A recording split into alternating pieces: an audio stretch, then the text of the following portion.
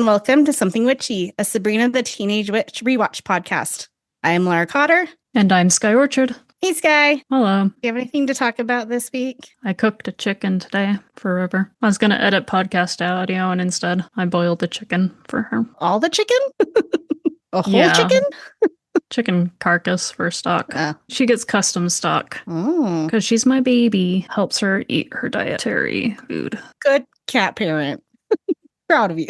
Wasn't podcast productive, but River won't murder me, so I'll take it. We got a couple uploaded that I have yet to schedule, so we're doing okay. After this, are we 5 ahead? 4, I believe. I guess it depends on how you count, if you include the one that's releasing this week. But it's hard to think about things to talk about because I don't want to reference Christmas things when this is going to be playing in mid-January. I hope January is colder than December currently is. We've had the hottest December on record. It's going to be 60 in Salt Lake for Christmas. Yay. I did yard work today, too. Boiled a chicken and did some yard work. And my allergies are murdering me because every plant thinks it's spring. And so they're all flowering. And like my parents, like a bush in their front yard has flowers on it. And so I'm just like, I'm dying. This should be the chiller. Granted, I have an allergy for every season, I've discovered, so that's fun. But winter should generally be like a little bit calmer for me. Lies. Oh, okay. All right. It was really hard coming up with a question for this week. My first question, I came up with 2. First one, have you ever stalked anybody, Skye? I mean, are we past the statute of limitations if you have? I mean, Indigo girls probably think I'm stalking them, but I have not stalked anyone. I mean, I've digitally stalked people. I haven't like physically followed someone around, but I've definitely like gone into people's digital footprints, especially like as a woman dating. You have to do that a little bit. I guess at what point does it go from investigatory to stalking? I would say like if you take any action with that information. Okay. Like it's one thing to look up like the person's Facebook and then maybe you see where they work and you're like, I've never like gone, I don't care that much. I don't like go to like their works LinkedIn or anything. But like it's one thing to like have that kind of information about a person. It's another thing to like show up at their work or like email their manager. Like as long as you're just gathering the information, I think you're safe. It's when you do something with it. That's my line. Somebody else has a different line. You can let us know. Tell me if I'm a terrible human. You think Laura is a crazy stalker. Right in. I mean, we've all done that. We've all like reverse image searched someone. This is why I use different images on all of my platforms. You can't find my Instagram through my dating profile. Interesting. I have never even thought of reverse image searching someone. Oh, okay. I do have to take that back. Somebody did find my Instagram through my dating profile, and it was someone who I had not matched with. Like they had liked me, but I didn't like them in return. I rejected them. Mm-hmm. They somehow found my Instagram. Oh, no. The very limited information that they saw, and then messaged me on Instagram. And that was weird and creepy. That is weird and creepy. I don't like that. My backup question was, did you ever have one of these assignments in school where you had to like pretend to be married or pretend to have, you do the egg or the flower baby or the robotic baby? Do you have to do any of those? No. The craziest I ever got was 7th grade biology. We had to like roll dice for genetic traits and then draw a picture of our child between the two of us. That sounds fun and I want to do that. Can we do social media material? Roll genetic traits. Gotta write that in the marketing Discord. Hold on a second. Pause. I real hope in 5 weeks I remember what this note is about. See what you put here. Skye/Laura, genetic baby. I hope you remember that too. I'm not going to, but it's okay. The story just says that right there. Skye/Laura, genetic baby. Is that the title of the episode?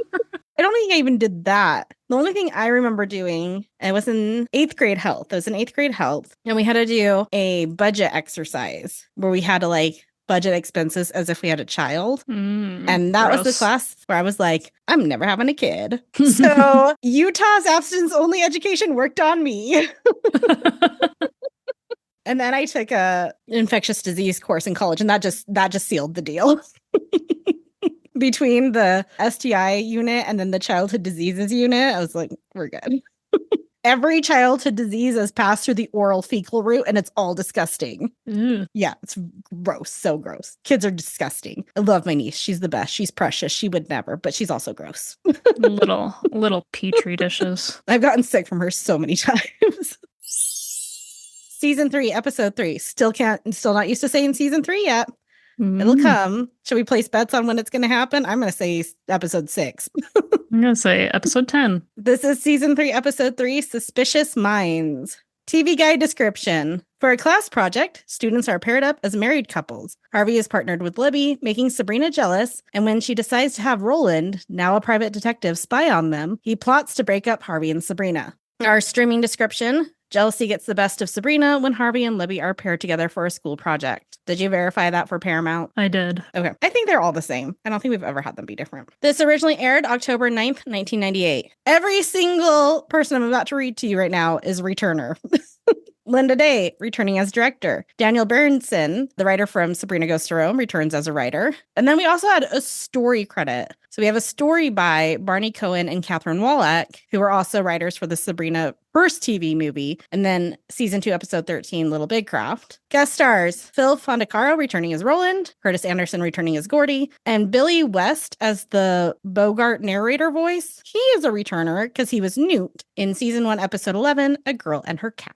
Oh, welcome back, Newt. This was a cheap episode because it's all returning people, very small guest cast. No Valerie. Oh, No Miss yeah. Quick. I didn't even notice Valerie's missing. I feel like Valerie could have added something to this, which is wild to hear I know. me I was say. like, wait 1 second. Take your temperature. Like, if we could have had, like, the Harvey Libby and then the dysfunctional Sabrina Gordie, and then maybe, like, a cute but awkward Valerie and some boy, and Valerie's just trying to tell Sabrina about how well hers is going, and Sabrina does what she does to Emma and is just like, not now.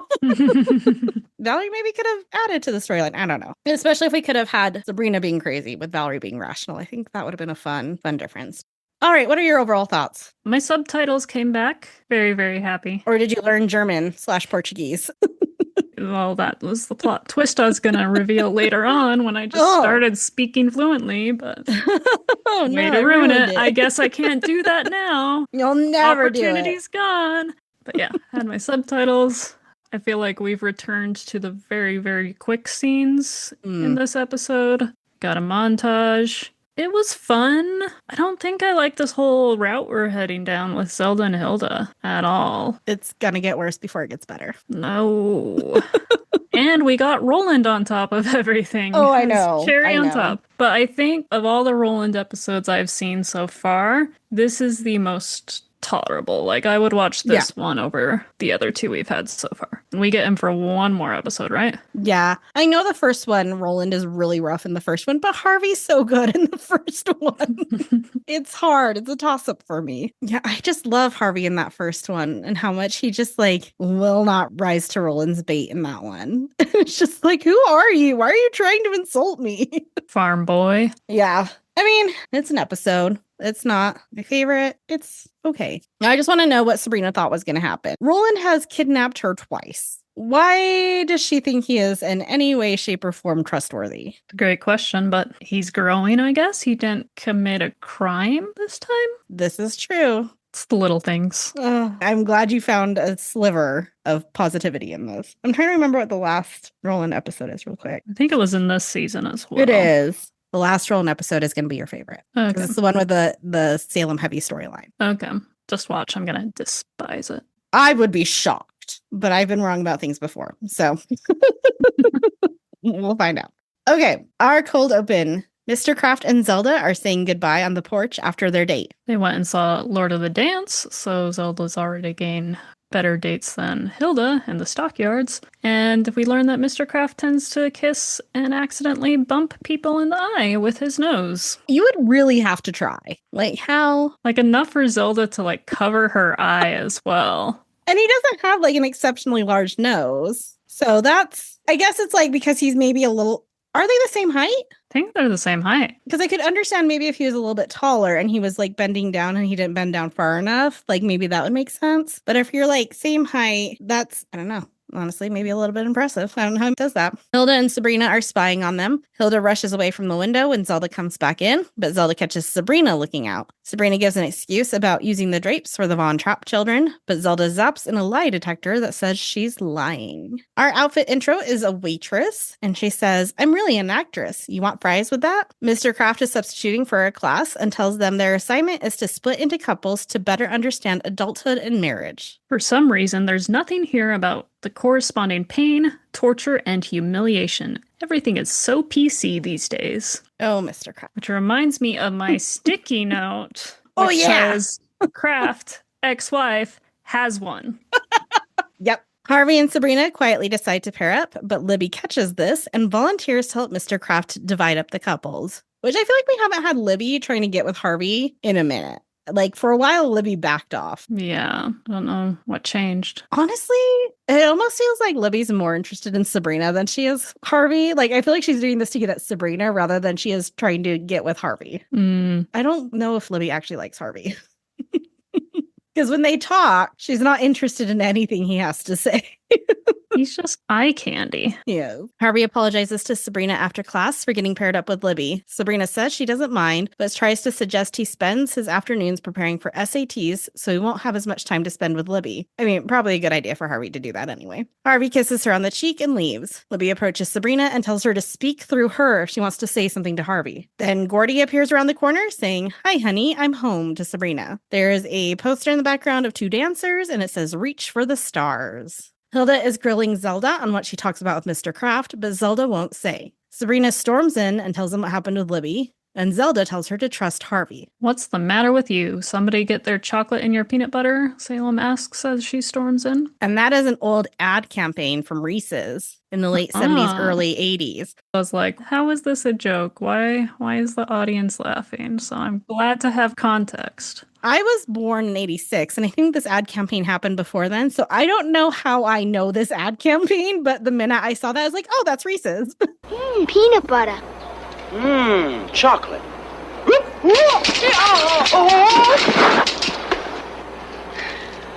You got peanut butter on my chocolate. Well, you got chocolate in my peanut butter. Bravissimo. Two great tastes that taste great together. Reese's Peanut Butter Cup. Real milk chocolate. Good old-fashioned peanut butter. Reese's Peanut Butter Cup. In Sabrina's bedroom, Salem calls Sabrina naive and tells a story about how Marie Curie cheated on him with Pierre. She kept saying, "Don't you trust me?" And he hired an other realm detective to follow her. But Sabrina trusts Harvey and calls him at home to prove Salem that she knows him. But when Sabrina calls, she hears that Libby is there and brought him cookies. Libby hangs up on Sabrina and she asks Salem for the detective's number. Sabrina arrives at the detective's office. When she walks in, it turns into a film noir scene, complete with narrator. Trouble clung to her like cotton sheet on a wet dog. Wet dog is not my favorite smell. When the detective turns around, it's revealed to be Roland. He first tells her it'll be $100 a day plus expenses, but then negotiates down to 1 hour of surveillance for 1 minute of handholding. Sabrina still declines. "I'll call you if I ever stop screaming." Harvey apologizes to Sabrina at school for the phone call and kisses her cheek, but then they come up to Libby, who has organized Harvey's locker, and says she's looking forward to having lunch together. Harvey thanks Sabrina for being so understanding, but walks off without giving her a kiss. So Sabrina goes to the payphones and calls Roland, who immediately zaps in behind her. But first, she has to hold his hand. About 5 seconds into that hand holding is when he finally starts 1 hippopotamus, 2 hippopotamus. Very slow hippopotamuses. Do you do hippopotamus or do you do Mississippi's? I do 1,000. Yeah, I think I usually do 1,000s, actually, now that you say it. I used to do Mississippi's when I was younger. Too many isses and ippies. Zelda is on the phone with Mr. Kraft and laughing. Hilda overhears and zaps another handset, but Zelda sees this and blows an airphone into the line. That was that scene. Sabrina watches Libby and Harvey at lunch as Roland approaches them, pretending to be a foreign exchange student, though Harvey recognizes him immediately as Sabrina's cousin. Guess again, farm boy. My name is Bjorn. Sabrina struggles to overhear while Gordie tries to work with her to complete their assignment. The assignment that Mr. Kraft has clearly altered is wives prepare a special treat for your husbands and try not to bring it up resentfully years later during an argument. How long into their marriage do you think Mr. Kraft's wife finally filed for divorce? Unfortunately, she probably stayed for years, given the context clue of this assignment. I think you're right. I think it was one of those ones where it's like, what do you mean you're leaving me? We've been married for 20 years. Harvey repeatedly denies that Libby is his girlfriend. Roland leaves, frustrated, and grabs Sabrina. He tells her that she and Harvey are history, but offers to get more details in exchange for another hand-holding. Sabrina looks unsure, so Roland zaps Harvey, causing him to kiss Libby on the cheek. Sabrina is enraged and confronts Harvey, who says, "Don't you trust me?" This makes Sabrina even angrier, and she tells Roland to go all out. Zelda is making plans for a date with Mr. Kraft while Hilda stands in a soundproof box. When Hilda gets out, she asks Zelda for details, but Zelda still refuses to say anything and goes upstairs. Salem then offers to give Hilda information in exchange for tuna. I feel like Zelda would be smart enough to recognize that Salem was still in the room. Yeah. Harvey approaches an angry Sabrina in the hallway. They argue, and Harvey ends up leaving her very confused. Sabrina finds Roland in her locker and tells him to follow Harvey. We get our first season 3 montage while Suspicious Minds by the Everly Brothers plays. At least for Paramount Plus, I saw the lyrics, thanks to my subtitles being back, but had no actual song. Ooh, I got the actual song. Ooh, where were you watching? Hulu. Oh. None of this makes sense. No, it does not. Why would I get it? No. Okay. Here's our montage. So it's Roland taking pictures where Libby chokes on gum and Harvey performs the Heimlich, making it look like they're embracing. Gordie tries to show Sabrina something, but Sabrina is just writing Harvey's name over and over on her notebook. Sabrina watches Harvey and Libby joke around and slams her locker on a flower Gordie tries to give her. Gordie watches Sabrina sadly as she angrily watches Libby and friends do a cheer routine in the cafeteria, and Libby tickles Harvey with her pom-poms. This shot includes Roland dressed as a cheerleader, which I think is the one time that Roland's brought a smile to my face. I love those pigtails. Roland trips Libby with a mop while pretending to be a janitor, and Harvey catches her, which Roland photographs. Roland gives all the photographs to Sabrina. I never knew betrayal came wallet-sized. Sabrina stomps off angrily and confronts Harvey, who has no idea what she's talking about. Harvey gets upset. He thought Sabrina trusted him. He leaves because he has to meet Libby for their, quote, anniversary. Well, if you're really supposed to be her husband, shouldn't you forget your anniversary? Sabrina yells at Harvey's mom on the phone for not knowing where Harvey is. Roland appears and tells her he found out they're going to the Knoll, a big makeout spot. Sabrina immediately leaves, finding Gordie on her way out. She tells him to take her to the Knoll, and Gordie excitedly agrees. And when Sabrina answers the door to Gordie, Roland suddenly becomes a very lumpy lamp as his costume disguise. Like, all it is just a lamp on his head, a lampshade on his head. And Gordie likes the lamp. He thinks it's pretty cool. I wonder if Gordie and Valerie would be good together. They're both kind of awkward, both kind of neurotic. I don't know. Trying to think of any way to make me like Valerie more. I do like Gordie. Hilda is sitting at the kitchen table reading a magazine while Zelda gets ready to leave for her date. Hilda claims not to care, but Salem calls her out on it, so Hilda zaps him into a pair of slippers. Unless it's one who sits around in a bathrobe and fuzzy slippers talking to her cat, is Salem's call out. Which is in response to saying there's nothing more pathetic than somebody who cares about her sister's date or something like that. I don't know. Zelda leaves and Hilda jumps up, removing her robe to reveal she's dressed and going to tail Zelda. Salem says, "Change me back. No amount of tuna is worth this olfactory nightmare. P.U. A little fun fact about P.U. It has been suggested that it comes from the Indo-European word pew, meaning to rot or decay, or the Latin verb putere, meaning to stink. And I just butchered that Latin, but y'all can imagine it as Latin. Never really thought about that. I thought it was more like an onomatopoeia type thing rather than like an actual word. Yeah, it's more onomatopoeia, but with actual historical roots. Okay. It's both. Fancy. We don't use that enough, by the way, in daily conversation. We should use it more. PU. I don't know when the last time was that I said that for something smelly. I feel like it's a very children do it. Oh, I know I've definitely said pew when I've smelled Miriam's stinky diapers. But I mostly just say stinky or you stink. Libby and a blindfolded Harvey arrive at the Knoll. When she takes off his blindfold, he is confused. He thought they were going bowling. Oh, Harvey, so many rough edges to grind. See, she doesn't even like Harvey. She wants him to be something different. Libby offers him a chocolate-covered strawberry, and he shoves it in his mouth while looking very uncomfortable. I don't know if they had the green stem on them or not. I think they might have, and he just shoved the whole thing in his mouth. Fiber.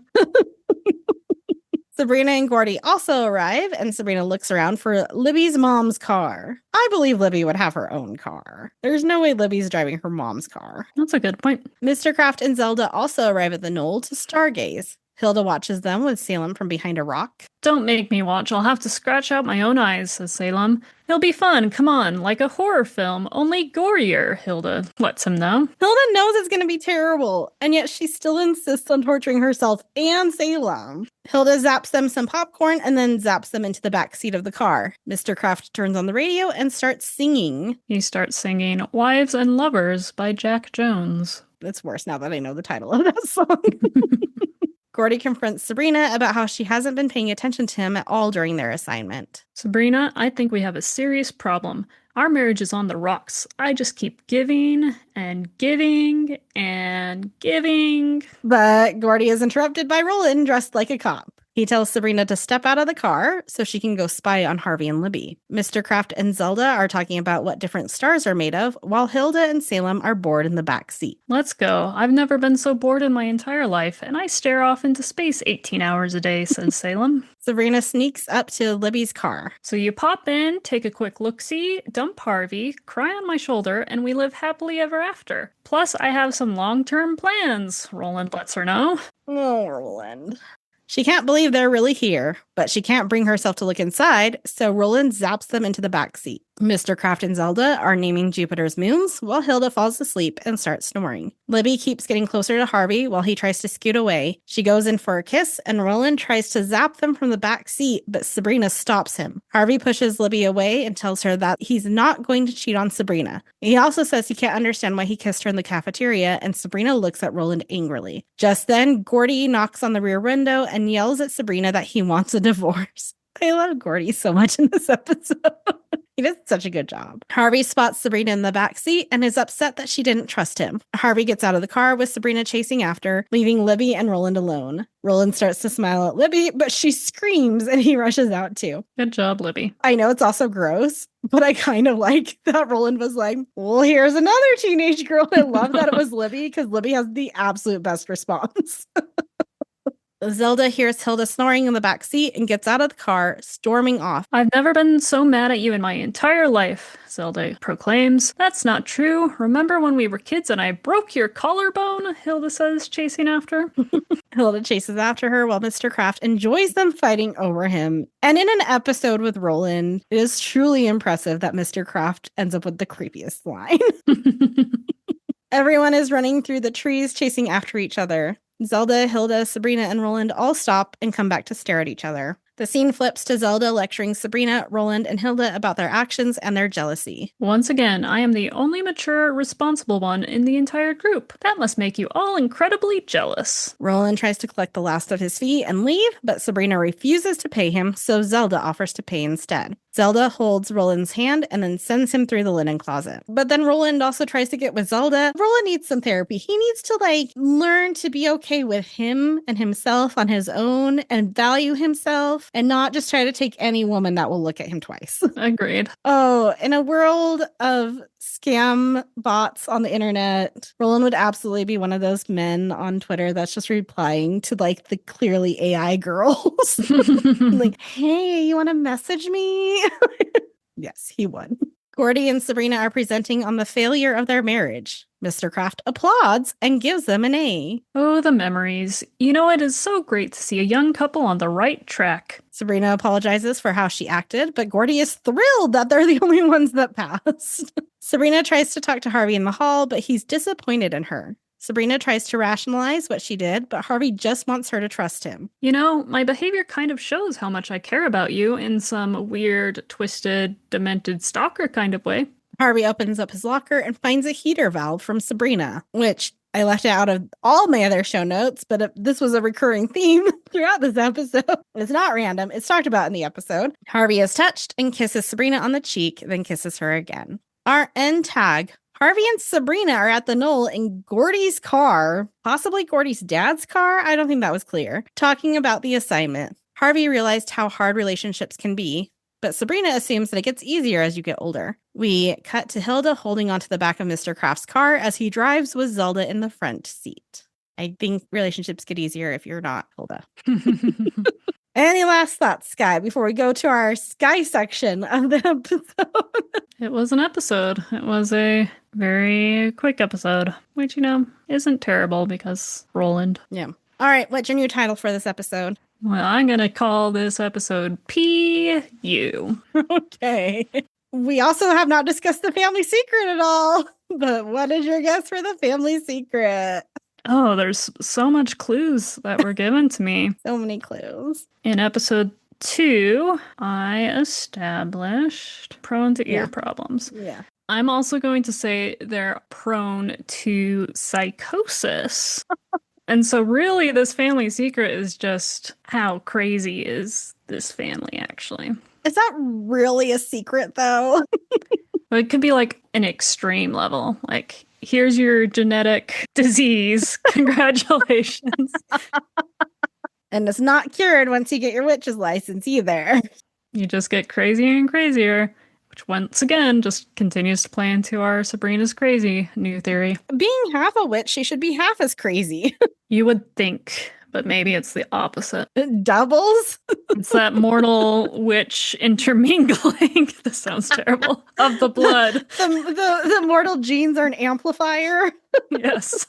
Well, our next episode is season 3, episode 4, the pom-pom incident. Skye, what do you think it's going to be about? We're going to bring pom-poms to life. They're going to be like little pom-pom creatures running around, essentially like Star Trek tribbles, but the Sabrina equivalent. And people are going to get like covered in these pom-poms and they won't let go of them. So they're just these people walking around looking like the Michelin Man because there's so many pom-poms all over them and it's an incident. Okay.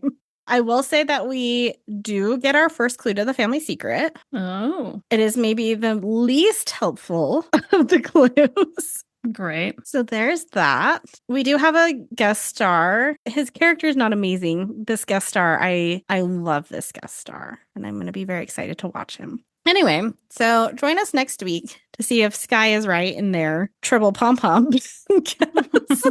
See if Skye can guess the family secret with one unhelpful clue. In the meantime, please like, share, rate, and subscribe to this podcast. You can email us at somethingwitchypod@gmail.com. You can follow us on Instagram at somethingwitchypod and TikTok at something.witchy.pod. Until next time, stay meowgical.